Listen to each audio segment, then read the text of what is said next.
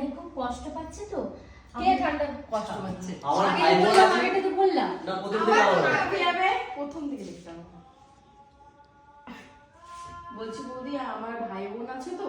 আচ্ছা না, যেহেতু ভাই বোন অনেক আছে তো, ঠান্ডা- আমি একবার বলেছি তাই বললাম না আমার ভাই বোন আছে তো, যেহেতু অনেক ঠান্ডা পড়েছে তো আপনি যদি শীতের কটা জামা দিতেন ওরা ঠান্ডায় খুব কষ্ট পাচ্ছে, আমার কাছে সেরকম শীতের জামা প্যান্ট নেই, তো আপনি কটা দিলে ভালো হতো। চলো 1 2 3 and start। হ্যাঁ বল না।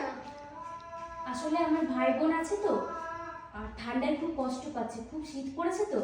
আপনার কাছে যদি পুরনো কোনো শীতের জামা কাপড় থাকতো দিতেন, খুব ভালো হতো। ব্যাস।